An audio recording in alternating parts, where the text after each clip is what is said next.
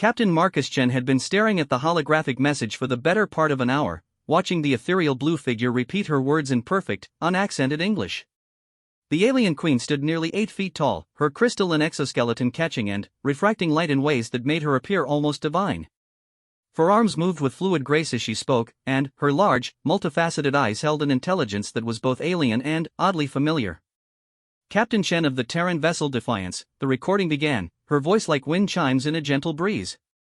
I am Queen Zephyra of the Crystalline Dominion. Your species has proven most intriguing. I formally request an audience with you, and you alone, aboard my flagship. The terms of this meeting are non-negotiable, but, I assure you, no harm will come to you or your crew during this encounter. The message had arrived 3 days ago, transmitted on frequencies that shouldn't have been able to penetrate their military-grade shields. That fact alone had sent the entire bridge crew into a panic. The Crystalline Dominion had been humanity's greatest threat for the past 5 years, their technology so advanced that even humanity's greatest military minds could barely comprehend it. Marcus rubbed his temples, feeling the weight of command pressing down on him like a physical force. At 38, he was young for a captain of humanity's most advanced warship, but the war against the Dominion had accelerated everyone's careers. Those who survived, anyway.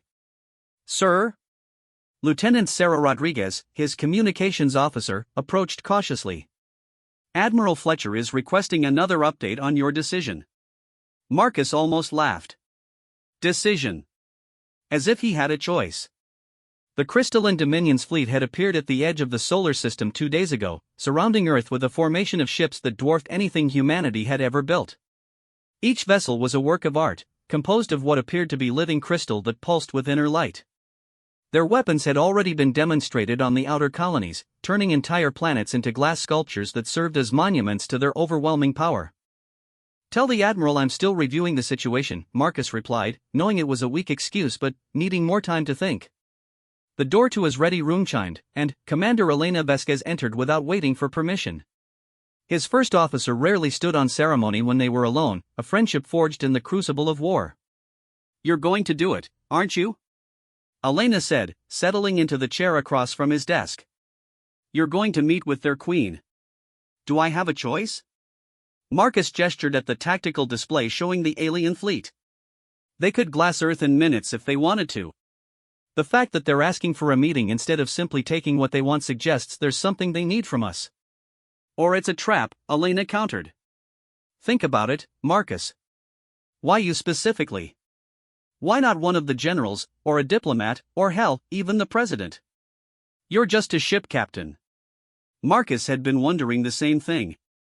The Defiance was certainly humanity's most advanced vessel, equipped with experimental technology that had given them a fighting chance against Dominion forces, but it wasn't like he was famous.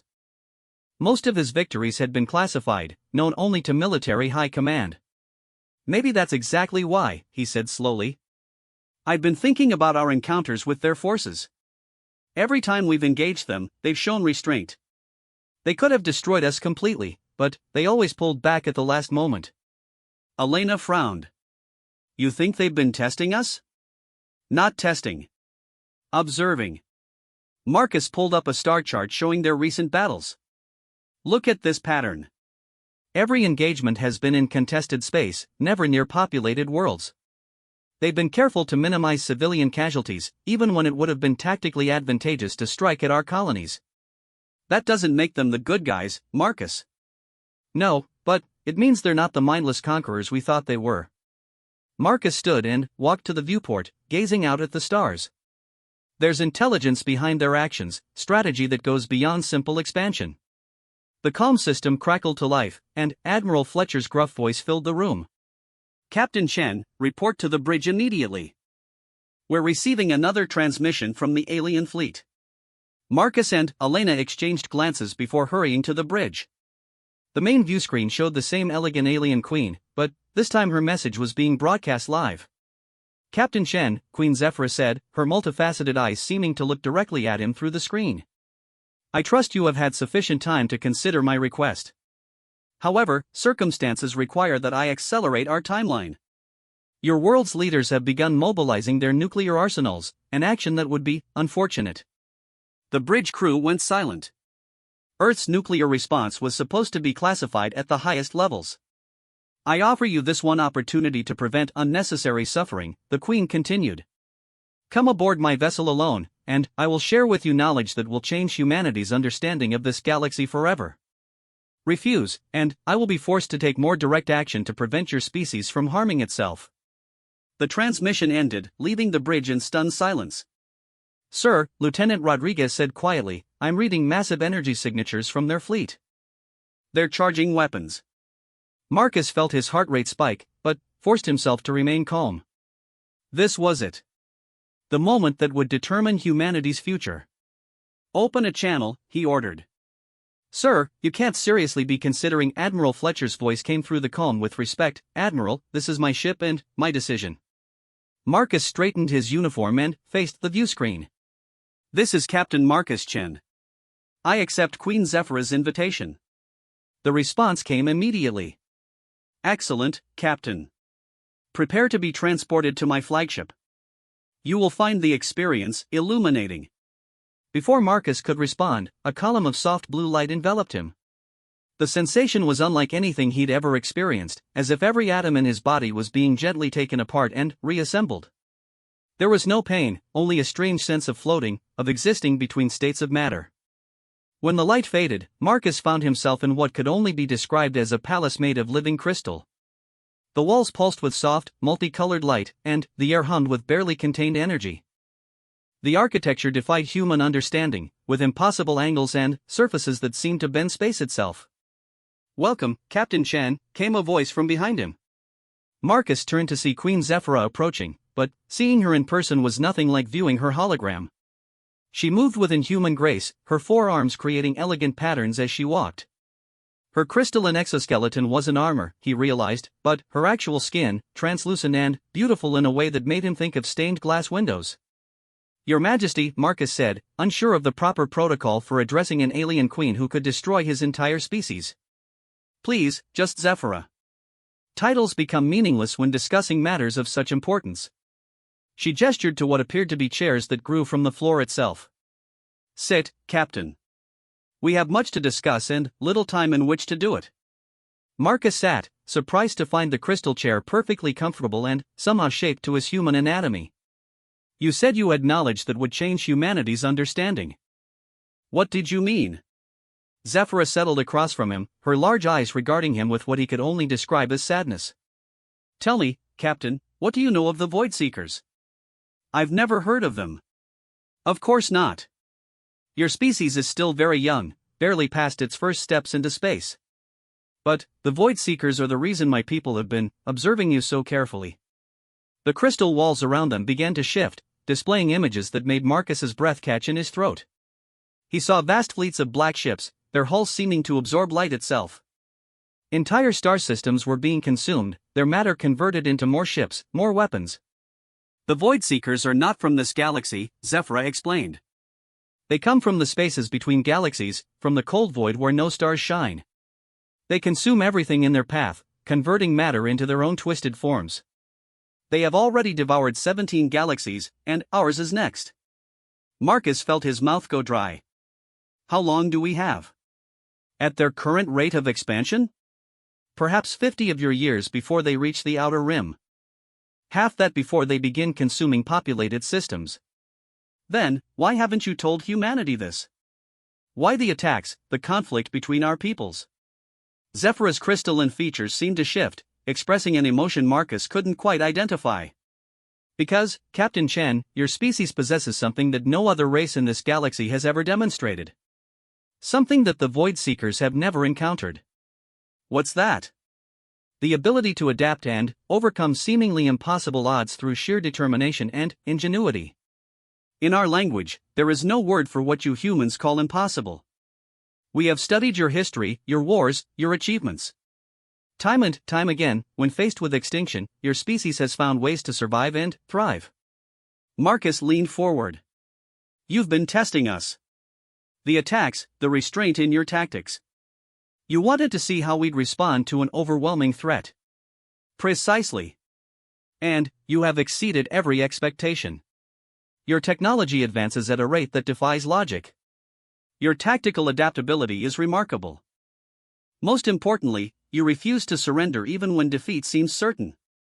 The implications hit Marcus like a physical blow. You want us to help you fight the Void Seekers. More than that, Captain. We want humanity to lead the resistance. Every species in this galaxy will need to unite if we are to have any chance of survival, and, from our observations, humans are uniquely suited to coordinate such an effort. Marcus stood and walked to where the walls displayed images of human achievements. He saw the first moon landing, the colonization of Mars, the development of faster-than-light travel. But he also saw the wars, the conflicts, the tendency toward violence that had nearly destroyed his species several times. "You're asking us to set aside our conflict and work together," he said. "But how can we lead others when we can barely cooperate among ourselves? Because that very conflict has made you stronger. Every challenge your species has faced has forced you to innovate, to find new solutions. The Void Seekers have never encountered a species that thrives on adversity." Zephyra stood and approached him, her crystalline hand resting gently on his shoulder. The touch was warm, almost electric, and Marcus could feel the sincerity in her words. "I did not request this meeting to threaten your world, Captain Chen. I came to offer you a choice. Join us willingly, and we will share our technology, our knowledge, everything we have learned about the Void Seekers. Together, we might stand a chance. And if we refuse? Then, the Crystalline Dominion will be forced to take more direct action to prepare this galaxy for what is coming. Your species will survive, but as a protected ward rather than as partners in this fight." Marcus understood the implications. Humanity could remain independent and face the Void Seekers unprepared, or they could accept subjugation in exchange for protection. Neither option sat well with him. "There's a third choice, isn't there?" he said slowly. "That's why you specifically requested me." Zephyra's eyes seemed to brighten. "You begin to understand." "Yes, Captain, there is a third path. But it will require sacrifices from both our peoples, and courage beyond anything either of us has previously demonstrated." Marcus felt the weight of his entire species' future settling on his shoulders. Whatever choice he made in this crystalline palace would echo through history, determining whether humanity faced the coming darkness as slaves, subjects, or something entirely different. "Show me," he said simply. Zephyra smiled, an expression that transformed her alien features into something almost human. "Very well, Captain Chen. But, I warn you, what you are about to learn will change not only your understanding of this galaxy, but your perception of what it truly means to be human." The crystal walls around them began to shift and change, displaying star charts and tactical projections that stretched Marcus's mind to its limits. As he watched, he began to understand the true scope of what they were facing, and slowly, impossibly, he began to see how humanity might not just survive the coming war, but emerge from it stronger than ever before. But first, he would have to convince two entirely different species to trust each other with their very existence. And, in the back of his mind, Marcus couldn't shake the feeling that Queen Zephyra hadn't told him everything yet. Her intentions, as she'd said, were about to take him by surprise in ways he couldn't possibly imagine. The star charts floating around Marcus showed formations and battle plans unlike anything in human military doctrine.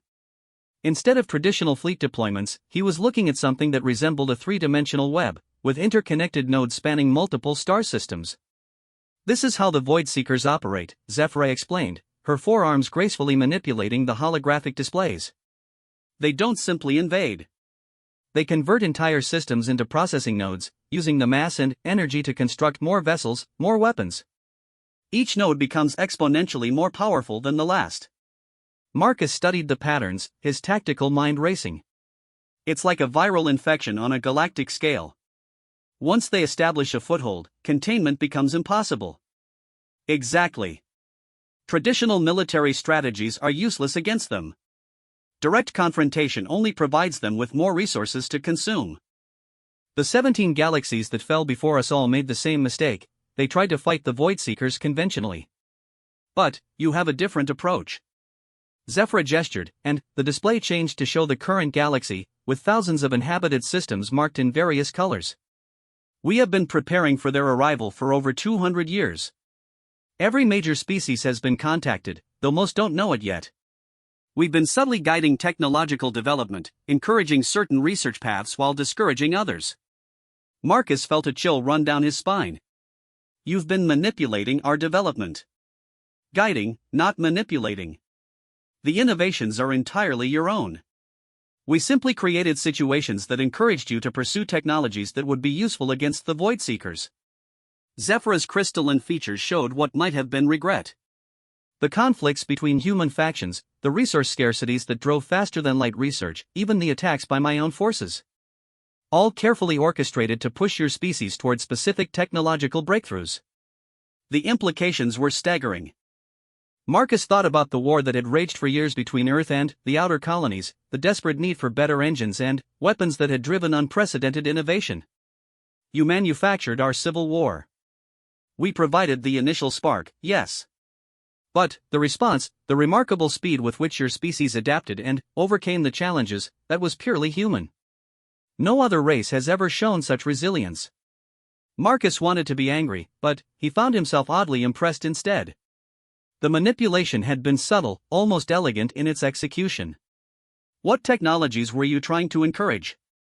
Quantum entanglement communication, for one.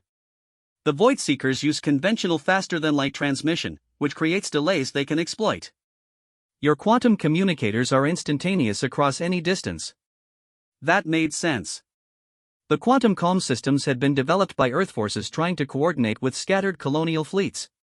The technology had proven decisive in several recent battles. What else? Adaptive artificial intelligence. Your AI systems learn and evolve in ways that no other species has achieved.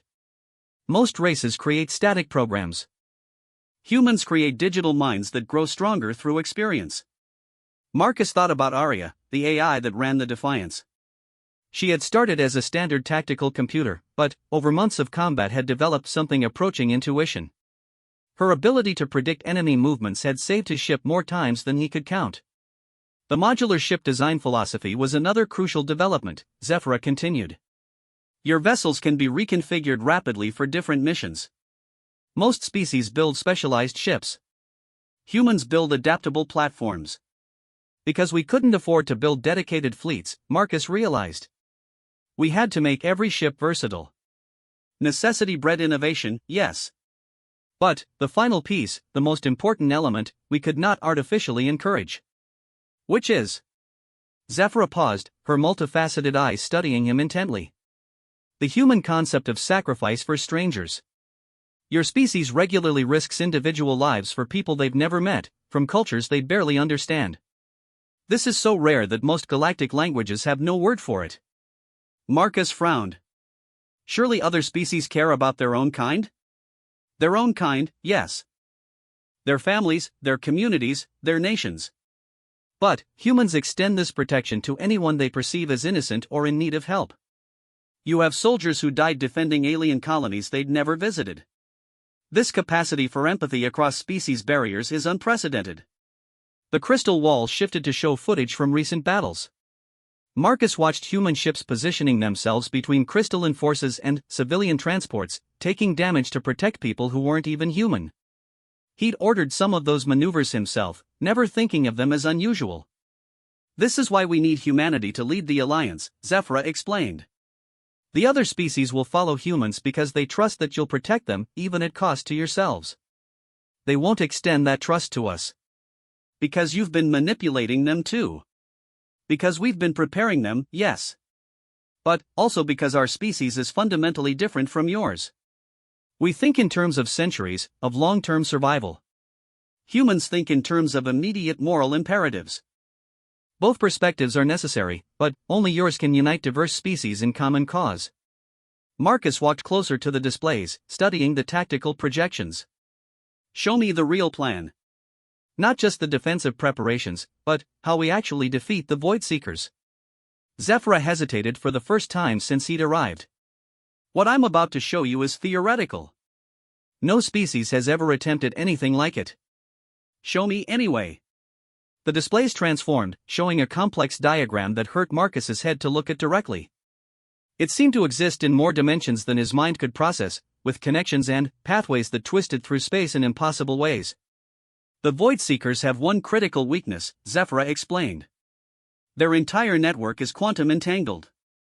Every ship, every processing node, every weapon is connected through subspace. It's what makes them so devastatingly effective, But it's also their vulnerability. Marcus began to understand. If you could disrupt that connection, the entire network would collapse, yes. But the energy requirements for such a disruption are beyond anything a single species could generate. It would require the coordinated effort of every advanced civilization in the galaxy. A galactic EMP. More than that.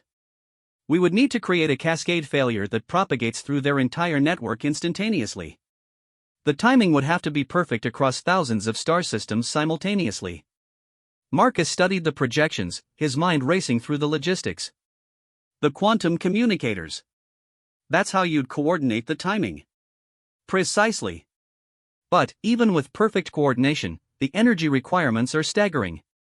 Every major power source in the galaxy would need to be temporarily redirected into the effort. Entire star systems would go dark for weeks. And, if it fails? If it fails, the feedback would destroy most of our infrastructure. We would be defenseless when the Void Seekers arrive. Marcus felt the weight of the decision settling on him. Success would save the galaxy, but failure would guarantee its destruction. There's something else, isn't there? Something you haven't told me. Zephyra's crystalline skin seemed to darken slightly. The cascade effect requires a specific type of quantum signature to propagate properly. Something that only exists in certain types of matter. What kind of matter? Organic neural tissue. Specifically, the brain patterns of highly intelligent beings who are actively engaged in complex thought. The implication hit Marcus like a physical blow. You're talking about using living minds as components in the weapon.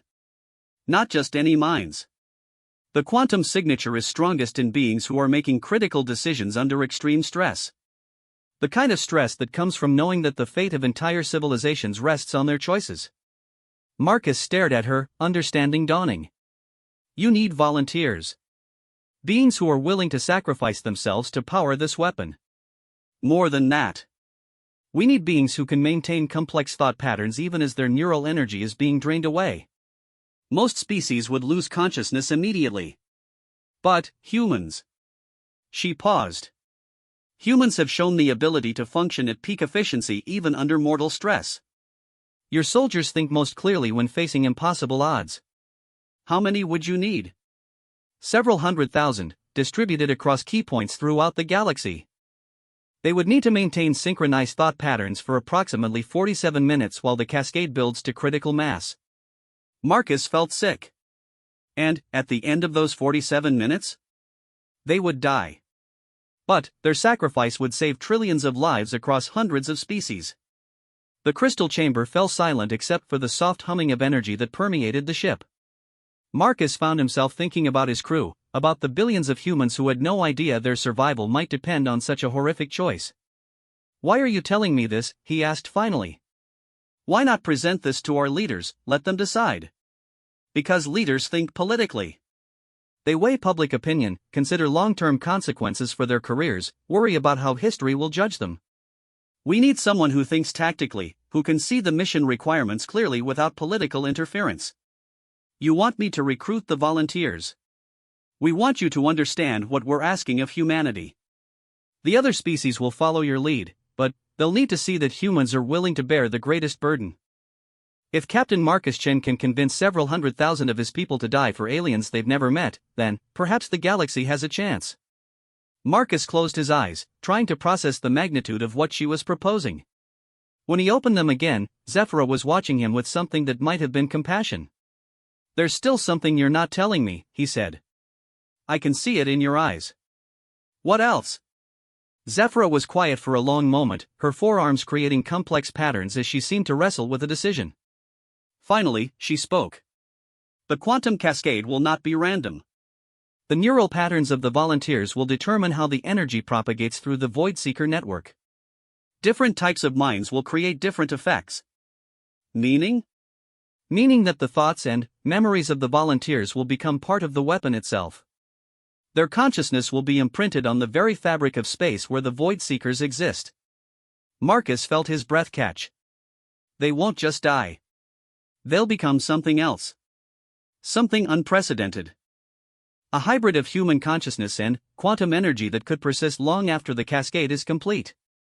We don't know what such beings would become or what capabilities they might possess. You're talking about creating a new form of life. Possibly. The theoretical models suggest that the volunteers might achieve a kind of quantum immortality, existing as pure consciousness within the subspace framework that connects all advanced technologies in the galaxy. Marcus stared at the display showing the cascade weapons design, trying to comprehend the implications. And, you want me to explain this to people? To convince them to volunteer for something that even you don't fully understand? I want you to understand that this choice, terrible as it is, represents hope. Not just for survival, but for evolution. The volunteers wouldn't just be saving the galaxy, they might be taking the first step towards something entirely new. The chamber's walls began displaying images of human achievements again, but this time Marcus saw them differently. Every breakthrough, every moment of courage and sacrifice that had brought his species to this point, had been leading to this choice. How long do I have to decide? The Void Seekers will reach the Outer Rim in 18 months. We need at least a year to coordinate the alliance and position our forces. That gives you 6 months to present this option to your people and recruit the volunteers. 6 months to convince hundreds of thousands of people to die for the chance to save aliens they'd never met. 6 months to fundamentally change humanity's understanding of its place in the galaxy. I'll need complete access to your data, Marcus said finally. Everything you know about the Void Seekers, the Cascade weapon, the theoretical outcomes for the volunteers. I won't ask people to make this choice based on partial information. Of course. But, remember, Captain, knowledge comes with responsibility. Once you know everything we know, you'll bear the weight of that knowledge for the rest of your life. I already do, Marcus replied. The moment you told me about the Void Seekers, I became responsible for humanity's response to this threat. Zephyra nodded, something like respect in her alien features. Very well. But, first, I must show you one final thing. Something that will help you understand why we believe this sacrifice is not just necessary, but potentially wonderful. The walls around them dissolved, replaced by a vista that took Marcus's breath away. They were standing on what appeared to be a balcony overlooking space itself, but this wasn't the cold, empty void he knew. This space was alive with light and motion, with currents of energy that flowed like rivers of stars. This is what the volunteers might become, Zephyra said softly. Not death, but transformation into something greater than any biological form could achieve. They would become shepherds of the galaxy, guardians existing in the spaces between worlds. As Marcus watched, he could almost see faces in the flowing energy, human faces filled with purpose and joy. It was a vision of transcendence that was both terrifying and magnificent. Now do you understand? Zephyra asked. This isn't just about survival. It's about the next step in evolution, guided by the courage and sacrifice that make humanity unique. Marcus stared into the cosmic vista, feeling the weight of destiny settling around him like a cloak. He was about to return to a ship with knowledge that would change everything, not just for humanity, but for every living being in the galaxy. The question was whether he would have the courage to use it. Marcus materialized back on the bridge of the Defiance in the same column of blue light that had taken him to Zephyra's flagship. The transition felt different this time, as if the quantum patterns that comprised his body had been subtly altered by his exposure to the crystalline technology. Every nerve ending felt hyper-aware, and he could sense electromagnetic fields that had been invisible to him before. Captain! Elena rushed to his side, medical scanners already in hand. Are you injured? You've been gone for 14 hours. 14 hours? It had felt like perhaps 2.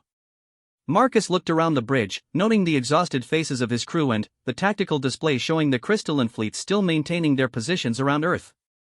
I'm fine, Commander. But we need to convene an emergency meeting of the senior staff immediately. And get me a secure channel to Admiral Fletcher. Sir, with respect, you should report to sickbay first. The scanners are showing some unusual readings. The readings are normal, Marcus interrupted, instinctively understanding that the changes in his biology were a side effect of prolonged exposure to crystalline quantum technology. Or at least, they're not harmful. We have more pressing concerns. Dr. Sarah Kim approached with a full medical scanner, her expression professionally worried. Captain, your neural activity is showing patterns I've never seen before.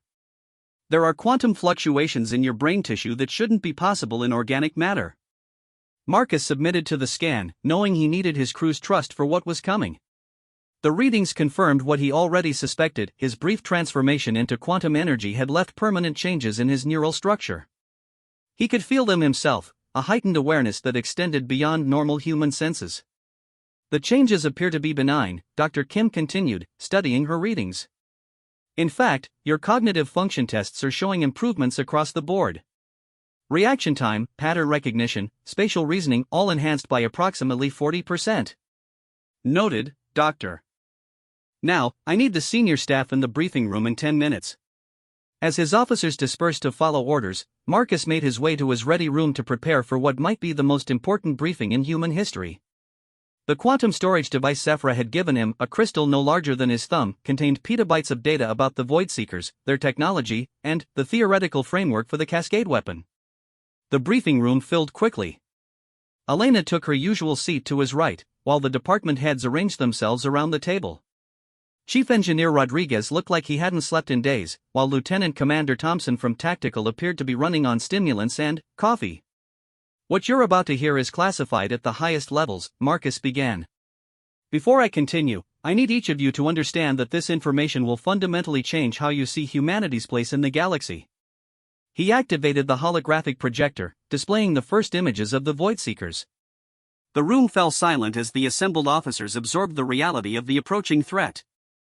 The Crystalline Dominion isn't our enemy, Marcus continued. They're potential allies in a war that will determine whether any life exists in this galaxy 50 years from now. For the next 3 hours, Marcus laid out everything Zefra had shown him. The manipulation of human development, the nature of the Void Seekers, and the theoretical possibility of stopping them through a coordinated galactic effort. When he reached the part about the volunteers, the room became so quiet he could hear the ship's life support systems humming. You're talking about mass suicide, Dr. Kim said finally. Hundreds of thousands of people dying for a theoretical chance at victory. I'm talking about evolution, Marcus replied. The volunteers wouldn't simply die. According to crystalline models, they would become something new, something that could guide and protect the galaxy for millennia. Models, Commander Thompson scoffed. Alien theories about human consciousness. How do we know any of this is true? Marcus had been expecting this reaction. He stood and walked to the quantum storage device, interfacing with it through the neural enhancements he'd gained aboard Zefra's ship. The data flowed directly into his consciousness, allowing him to display complex theoretical frameworks with perfect clarity. Because I can verify the mathematics myself now, he said, projecting equations that filled the room with floating symbols. The quantum patterns are self-consistent across all variables. More importantly, we can test the neural resonance requirements using simulation. Dr. Kim leaned forward, studying the displayed formulas. These calculations assume that human consciousness can maintain coherence while undergoing quantum dissolution. That's never been tested. Actually, it has, Marcus realized, the enhanced understanding flowing through his modified neural pathways. Every time a human has been transported by crystalline technology, their consciousness briefly exists in a quantum state. The process I underwent to visit Queen Zefra was essentially a small-scale version of what the volunteers would experience. Except you came back, Elena pointed out. The volunteers wouldn't. Their bodies wouldn't. But, their consciousness might survive in a form we can't currently comprehend. Chief Rodriguez spoke up from the engineering station. Sir, even if we accept the theoretical framework, the practical challenges are overwhelming. We'd need to coordinate with alien species we've never met, using technologies we barely understand. Which is why we have 6 months to prepare, Marcus replied. The Crystalline Dominion has been building relationships with other species for centuries. They have the diplomatic infrastructure in place. What they need from us is the willingness to take the lead. And, if we refuse? Thompson asked. Marcus considered the question carefully. Zefra had implied that the Crystalline Dominion would protect humanity regardless, but he suspected that protection would come at the cost of independence. Then, we become wards of an alien empire, protected but powerless. Humanity would survive, but we'd never again control our own destiny. Elena studied the tactical projections, her expression thoughtful. There's another option you haven't mentioned. We could warn the other species about the threat and let them coordinate their own defense. Without human leadership, the alliance would fracture within months, Marcus said. Queen Zefra was very clear about this. Other species don't have the cultural flexibility to work with radically different civilizations. They'll cooperate with beings they trust, but they won't follow alien leaders into a suicide mission. So our choice is to lead the galaxy to victory or watch it fall to these void seekers, Dr. Kim summarized. Essentially, yes. The room fell silent again as each officer wrestled with the implications. Finally, Elena spoke. Assuming we agree to present this option to Earth Command, how do we even begin recruiting volunteers? How do you ask someone to sacrifice their existence for aliens they've never met? Marcus had been thinking about this problem since leaving Zephyrus' ship. We start with the military. Soldiers understand sacrifice for a greater cause. Then, we expand to emergency responders, medical personnel, anyone whose profession already involves risking their life for others. That's still not enough, Rodriguez pointed out. You said hundreds of thousands. That's a significant percentage of Earth's population. Which is why we need to be completely honest about what we're offering, Marcus replied. This isn't just about death. It's about transformation into something greater. Some people will see that as an opportunity rather than a sacrifice. Dr. Kim activated her medical scanner again, taking readings of Marcus's enhanced neural activity. Captain, these quantum modifications you've undergone, they're continuing to evolve. Your brain is literally rewiring itself to process information in ways that shouldn't be possible for human neurology. Marcus nodded, feeling the changes happening in real time. I think that's the point, Doctor. The volunteers won't be going into this blind. They'll understand exactly what they're becoming because I'm becoming it first. You're volunteering yourself, Elena said, not making it a question. If I'm asking others to make this sacrifice, I need to be willing to make it myself. But, more than that, I think my neural modifications are intended to serve as a bridge between human and crystalline consciousness. I might be able to maintain contact with the volunteers during the transformation process. Commander Thompson leaned back in his chair, his expression skeptical. This is all fascinating science fiction, Captain, but we still haven't addressed the practical question of how we present this to Earth Command without sounding completely insane. Marcus smiled grimly. We don't present it to Earth Command first. We present it directly to the people who would volunteer. Sir? Elena's voice carried a note of alarm. Think about it. Politicians and military leaders will debate this for months, weighing political ramifications and public opinion. But the people who would actually volunteer, soldiers, first responders, explorers, scientists, they'll understand the necessity immediately. Dr. Kim frowned. You're talking about bypassing the entire chain of command. I'm talking about trusting the judgment of the people whose lives are on the line. We present the facts, explain the stakes, and let volunteers come forward. Once we have a significant number of people willing to participate, the political leadership will have to take it seriously. Chief Rodriguez pulled up the engineering specifications for the Cascade weapon. Sir, even with volunteers, the technical challenges are staggering. We'd need to construct quantum resonance chambers across thousands of star systems, each one calibrated to work with human neural patterns. The Crystalline Dominion has already begun preparing the infrastructure, Marcus replied. They've been positioning construction fleets throughout the galaxy for the past century. What they need from us is the biological component, the human consciousness that can power the weapon. Elena studied the tactical displays, her expression calculating. How long would we have between initiating the cascade and the moment the volunteers transform? 47 minutes of synchronized thought. Enough time for final messages, for the volunteers to understand what they're accomplishing. And, after the cascade? Marcus interfaced with the quantum storage device again, accessing deeper layers of crystalline data. The information flowed through his enhanced neural pathways like liquid light, revealing possibilities that both excited and terrified him. According to the theoretical models, the volunteers would exist as quantum consciousness distributed throughout the galaxy's subspace framework. They'd be connected to every advanced technology, every faster-than-light communication system, every quantum computer. In effect, they'd become the galaxy's nervous system. Dr. Kim's medical scanner began emitting rapid beeping sounds as it detected new neural activity patterns in Marcus's brain. Captain, you're accessing information that your unmodified brain shouldn't be able to process. The quantum alterations are accelerating. Marcus felt the truth of her words. With each interface to the crystalline data, his consciousness was expanding, becoming something more than purely human. He could sense the quantum signatures of everyone on the ship, feel the electromagnetic pulse of their thoughts and emotions. "Perhaps that's necessary," he said softly. "Maybe understanding this choice requires becoming something more than human." The briefing room fell silent as the implications sank in. Marcus was volunteering not just to die, but to become something alien, something beyond their understanding. "Sir," Elena said carefully, "I need to know that you're still thinking clearly. That these neural modifications aren't affecting your judgment." Marcus considered the question seriously, examining his thought processes with his enhanced awareness. His reasoning felt clearer than ever, his understanding of the strategic situation more complete than any human should possess. But, was that clarity real, or was it an artifact of alien interference with his mind? "I can't be certain," he admitted. "But I can verify that my conclusions are logically sound, even by purely human standards. The threat is real, our options are limited, and the potential reward justifies the risk." Commander Thompson activated his tactical display, showing the current positions of Earth's defensive fleets. "Let's say we move forward with this plan. How do we keep the Void Seekers from detecting our preparations?" "We don't," Marcus replied. "The crystalline models suggest that the Void Seekers are already aware of our galaxy's existence.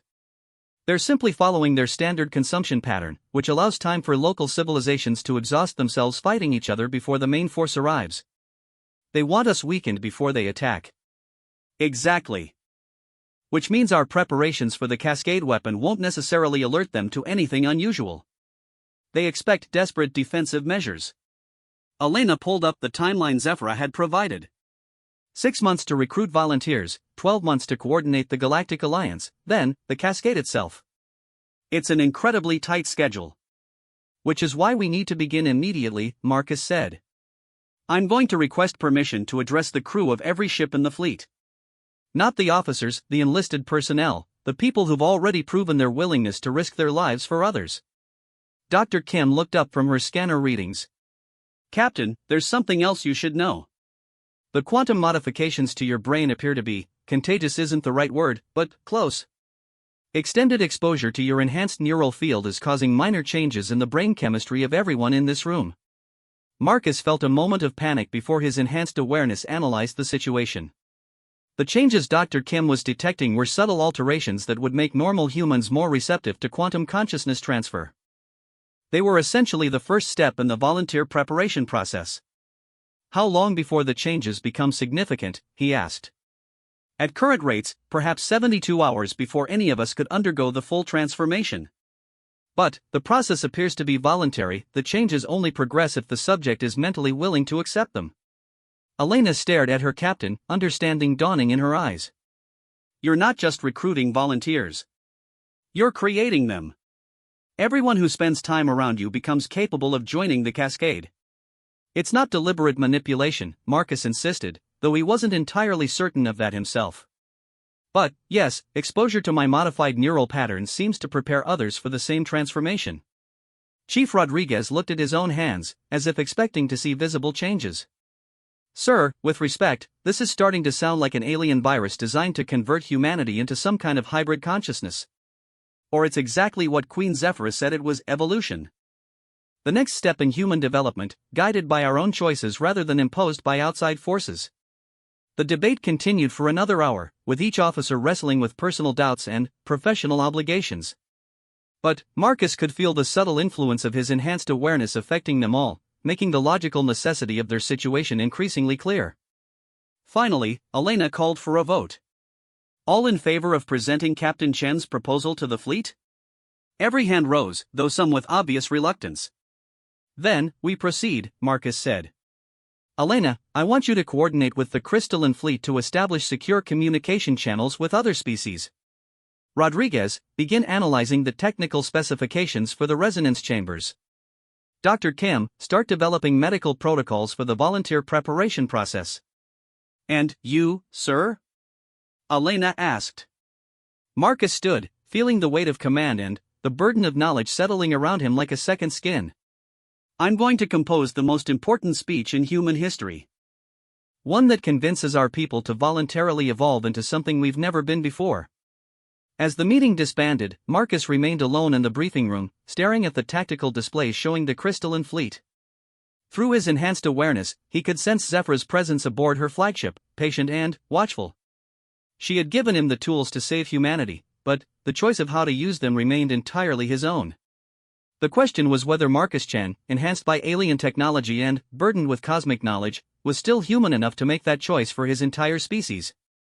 3 months had passed since Marcus's meeting with Queen Zephyra, and the galaxy had transformed in ways that defied all previous understanding of interstellar politics. The recruitment campaign had exceeded every expectation, with over 800,000 humans volunteering for the cascade process. More surprising still, representatives from 43 different alien species had arrived in the Sol system, each bringing their own technological contributions to the growing alliance. Marcus stood on the observation deck of Harmony Station, the massive orbital platform that had been constructed using a fusion of human and crystalline technology. Through the transparent aluminum viewport, he could see ships from dozens of different civilizations maintaining formation in impossible harmony. Sleek Altarian vessels with their flowing, organic curves flew alongside the geometric perfection of Zenithian warships. The aquatic Delphians had brought their massive bioships, living vessels that pulsed with bioluminescent communication patterns. "Sir?" Commander Elena Vasquez approached, her own neural modifications now visible as faint silver patterns that traced along her temples. She had been among the first to volunteer for the enhancement process, claiming that someone needed to serve as Marcus's liaison with the purely human members of the Alliance. "The final coordination meeting is about to begin." Marcus nodded, feeling the weight of 800,000 minds connected to his through the quantum neural network that had grown from his initial modifications. Each volunteer maintained their individuality, but their thoughts formed a vast collective consciousness that could process tactical information at superhuman speeds. The sensation was both exhilarating and humbling. "How are our people handling the final preparations?" "Better than expected." The psychological profiles show that most volunteers are experiencing what Dr. Kim calls transcendence anticipation, a sense of excitement about becoming something greater rather than fear about dying. They made their way through the station's corridors, past laboratories where human and alien scientists worked together to refine the cascade weapons targeting systems. The technical challenges had proven even more complex than originally anticipated, requiring innovations that pushed the boundaries of known physics. The coordination center was a sphere 50 meters in diameter, its walls covered with holographic displays showing the positions of cascade nodes throughout the galaxy. Representatives from each allied species occupied floating platforms arranged in three-dimensional formation, their various forms of communication creating a symphony of light, sound, and electromagnetic radiation. Queen Zephyra's platform descended as Marcus entered, her crystalline form now familiar and somehow comforting. "Captain Chen. The final verification protocols are complete. We can begin the cascade sequence at your command." Marcus looked around the sphere at the assembled beings who had committed their civilizations to this desperate gamble. The Altarians with their feathered crests and musical voices. The Zenithians whose silicon-based physiology allowed them to interface directly with quantum computers. The massive, tentacled forms of the deep space void dwellers, who had abandoned their homeworld centuries ago to wander the galaxy as nomads. "Are all species reporting ready status?" he asked. A chorus of affirmations filled the sphere in dozens of different languages, translated in real time by the quantum neural network. Every civilization had committed their most advanced technology to powering the cascade, accepting the risk that failure would leave them defenseless against the approaching void seekers. "Then, we proceed," Marcus said. "Initiate the final countdown sequence." The sphere's walls transformed into a real-time tactical display of the entire galaxy. 800,000 human volunteers were positioned at cascade nodes throughout Allied space, each one linked to quantum resonance chambers that would channel their consciousness into the weapon system. The technical magnificence of the coordination was breathtaking, millions of calculations performed simultaneously across interstellar distances with perfect synchronization. "Cascade nodes report full operational status," announced the collective voice of the volunteer network, speaking through Marcus's enhanced neural interface. "All volunteers are prepared for consciousness transfer." Marcus felt the weight of 800,000 minds touching his own, each one radiating calm determination. These weren't victims being sacrificed, but pioneers choosing to evolve into something unprecedented. Their collective courage humbled him. "Sir," Elena reported from her tactical station, long-range sensors are detecting the Void Seeker advance fleet. They're 18 hours ahead of schedule. The tactical display zoomed to show the galaxy's outer rim, where space itself seemed to be dying. The Void Seekers had arrived not as ships, but as a fundamental alteration of reality itself. Stars were going dark, their matter and energy converted into expanding networks of crystalline structures that pulsed with malevolent purpose. How long until they reached the first inhabited systems? Marcus asked. At current expansion rate, 6 hours, replied Dr. Thane, the Zenithian tactical coordinator.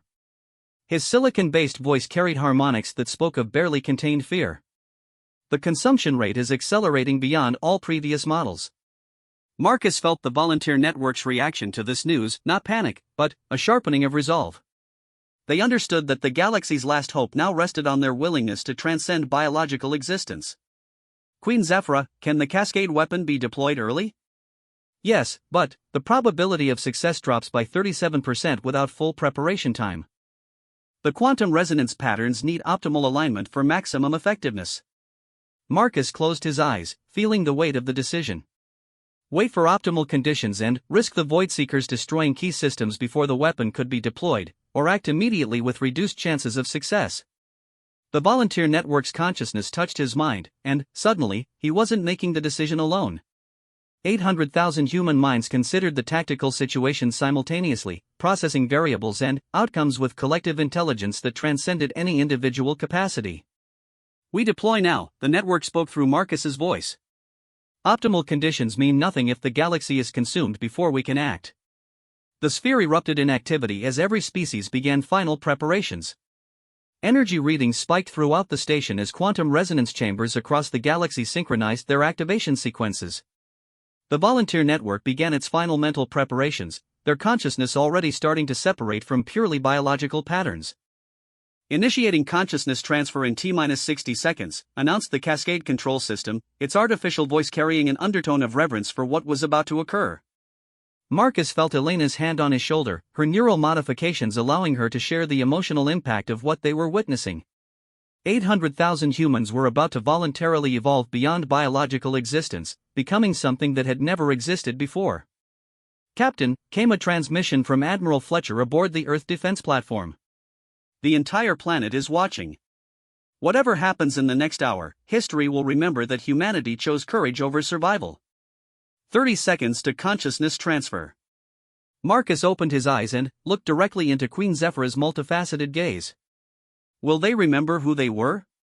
They will remember everything, and become something infinitely more. Your species' capacity for growth continues to exceed our highest projections. 10 seconds to transfer initiation. The galaxy held its breath.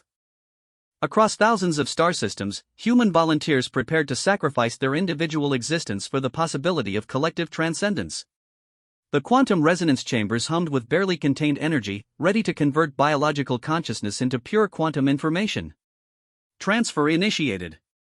Marcus felt the first volunteers begin their transformation, their consciousness expanding beyond the limits of human neurology. Instead of death, he sensed rebirth, 800,000 minds becoming part of something vast and magnificent, their individual personalities preserved within a collective that spanned the galaxy itself. The Cascade weapon activated, its quantum energy propagating through subspace at faster than light speeds. The Void Seeker network, accustomed to consuming passive resistance, encountered something entirely unexpected, an active consciousness that fought back with the accumulated courage and determination of humanity's finest. The tactical display showed the weapon's effects in real time. Void Seeker vessels throughout the galaxy simply stopped, their conversion processes halting as the Cascade disrupted their quantum coordination. The dark crystalline networks that had been consuming star systems began to dissolve, their matter returning to its original forms. It's working, Elena whispered, tears streaming down her face as she watched the galaxy begin to heal itself. But Marcus barely heard her. His consciousness was expanding, pulled into the quantum network by his own neural modifications.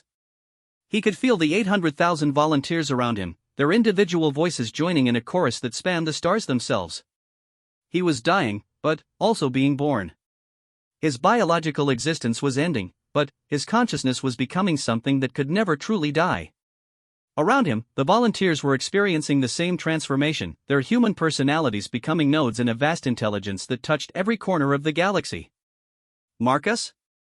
Elena's voice seemed to come from very far away. He turned to look at her one final time, seeing her through eyes that were no longer entirely human. "Tell them," he managed to say with his remaining biological voice. "Tell them we didn't die. We became what humanity was always meant to become." The transformation completed itself, and Captain Marcuschin ceased to exist as an individual human being. But something infinitely greater took his place, a quantum consciousness that carried his memories, his courage, and his determination to protect the innocent across the stars. The Cascade weapon had destroyed the Void Seeker network completely, but its greater achievement was the birth of something unprecedented. 800,000 human volunteers had become a distributed consciousness that could guide and protect the galaxy for millennia to come.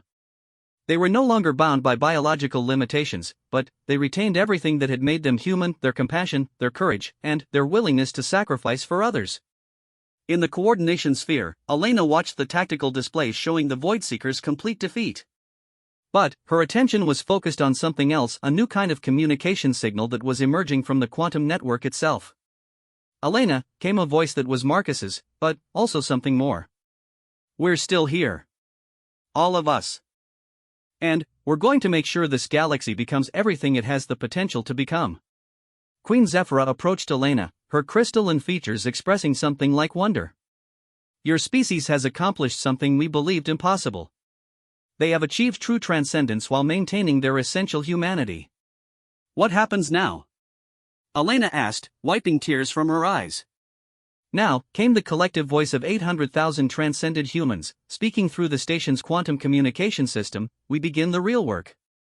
Building a galaxy where every species can thrive, where courage is rewarded and innocence is protected.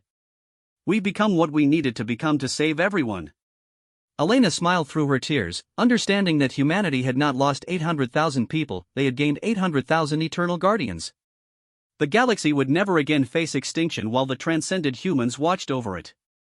And, somewhere in the quantum substrate that connected all advanced technology throughout the galaxy, Captain Marcus Chen and his volunteers began their eternal mission of protecting the innocent and guiding the galaxy toward a brighter future than any biological civilization could have achieved alone.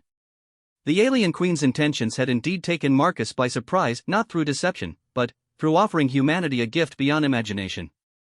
The chance to evolve beyond the limits of biological existence while retaining everything that made them human. In the end, Zephyra had been right. Humanity's greatest strength was not their technology or their tactical abilities, but their willingness to sacrifice for others. And now that willingness had transformed them into something that could protect the entire galaxy for all eternity.